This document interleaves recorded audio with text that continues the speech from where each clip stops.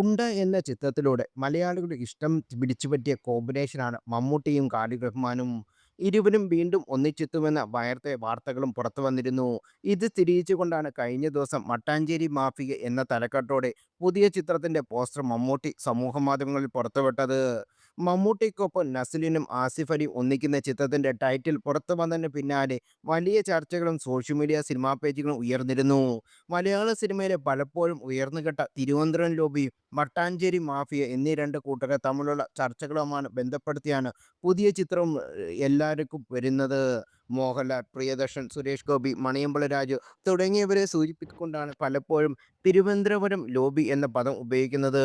80കൾ മുതൽ തന്നെ മലയാള സിനിമയിൽ സജീവമായിരുന്ന ഈ ഗ്രൂപ്പിന്റെ സിനിമകൾ മലയാളി സിനിമാ പ്രേക്ഷകർ പ്രിയപ്പെട്ട ചിത്രങ്ങൾ ഉൾപ്പെട്ടപ്പോഴും സവർണ പശ്ചാത്തലങ്ങളെ പ്രോത്സാഹിപ്പിക്കുന്നു എന്ന കാരണത്താൽ പലപ്പോഴും വിമർശനങ്ങൾ പാത്രമായിരുന്നു. ഇതിന് ബദലായി കൊച്ചി ആസ്ഥാനമാക്കി അൻവർ റഷീദ്, മമ്മൂട്ടി, അമൽ നീരദ്, സമീർ താഹിർ തുടങ്ങിയവരുടെ നേതൃത്വത്തിൽ പുതിയൊരു കൂട്ടത്തിന് തുടക്കം കുറിച്ചിരുന്നു. മട്ടാഞ്ചേരി മാഫിയ എന്ന പേരിൽ പലരും ഈ കൂട്ടത്തെ കളിയാക്കി വിളിക്കുകയും ചെയ്തു. എന്നാൽ ട്രോളാൻ വിളിച്ച ഈ പേര് തന്നെയാണ് ഇപ്പോൾ മമ്മൂട്ടി നായകനാകുന്ന പുതിയ ചിത്രത്തിൽ പുറത്തിറങ്ങുന്നത് എന്നാണ് ഇപ്പോൾ പ്രേക്ഷകർക്കിടയിൽ ശ്രദ്ധയാകർഷിച്ച വസ്തുത. ഇതുമായി ബന്ധപ്പെടുത്തി ഫേസ്ബുക്കിൽ പ്രത്യക്ഷപ്പെട്ട പോസ്റ്റാണ് നിലവിൽ ചർച്ചയാകുന്നത്.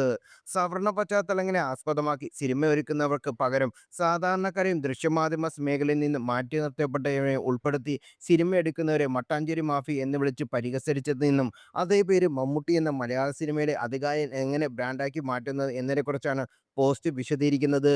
ഒരു കൂട്ടത്തെ തകർക്കാൻ വേണ്ടി വിളിക്കുന്ന പേരിനെ ബ്രാൻഡാക്കി മാറ്റുന്ന സ്പിന്നിംഗ് ഓഫ് മാർക്കറ്റിംഗ് സ്ട്രാറ്റജിയാണ് പലരും അഭിപ്രായപ്പെടുന്നു.